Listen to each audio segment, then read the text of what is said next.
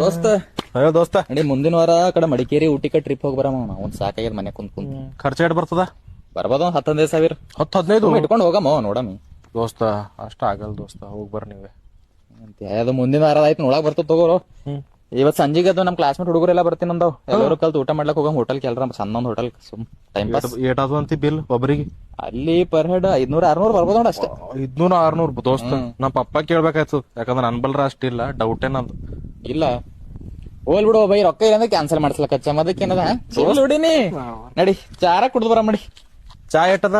6 ರೂಪಾಯ್ದ 10 ರೂಪಾಯ್ದ ಇಲ್ಲಿ? ಯಾಕೆ ಯಪ್ಪ ನೀ ದವಾಖಾನಿಗೆ ಹುಟ್ಟಿರ್ಬೇಕಿಲ್ಲ? ಹ್ಞೂ ಮತ್ ನಿಮ್ಮ ಅಪ್ಪವ್ರ ನೀ ಅಲ್ಲಿ ಹುಟ್ಟಿದಾಗ ನರ್ಸಿಂಗ್ ಡಾಕ್ಟರ್ಗೆ ರೊಕ್ಕ ಕೊಟ್ಟಾರ, ಹಳ್ಳಿಗೆ ಎತ್ಕೊಂಡ್ ಬಂದಾರ ಹಂಗೆ ಪುಕ್ಷಟದಾಗೆ. ಏನ್ ಬಾಯ್ಕ್ ತರದ್ರ ರೊಕ್ಕನೇ ತೆಗಿತಿಲೋ? ರೊಕ್ಕ ಇಲ್ಲಪ್ಪ, ಗರೀಬ್ ಇದ್ದೀನಿ. ಬಾಬಾ ನಿನ್ನ ಬಸ್ ನೋಡೇನಂತ ನಿಂಗ ಪೋರಿ ಸಂಗಟ ಏನೋ ಡಾಮಿನೋಸ್ ಪಿಜ್ಜಾ ತಿನ್ಸ್ಲತ್ತಿದಂತ.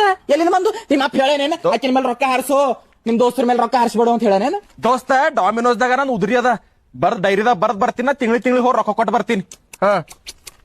ಸುಮ್ಮ ಹಾಡಿಸ್ಲತ್ತಾನ ಅವಾಗಿಂದ ಹಿಡ್ದು. ಯಪ್ಪ ದೇವ್ರ ಏನ್ ಯಪ್ಪ ಡಾಮಿನೋಸ್ ಯಾವಾಗ ಹಿಡಿದು ಉದ್ರಿ ಕೊಡ್ಲತ್ತರು?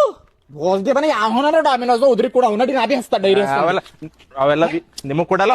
VVIP ಬರೇ VIP ಇದ್ದಿಲ್ಲ ನನ್ ಸಂಗಟ್ ನಿಂದ್ರು ನೀಂಗ್ ನೋಡ್ ನನಗೆ ಉದ್ರಿ ಕೊಡ್ತಾನ. ಮತ್ತೆ ಅವಾಗ ಹೋಗಮ್ಮ.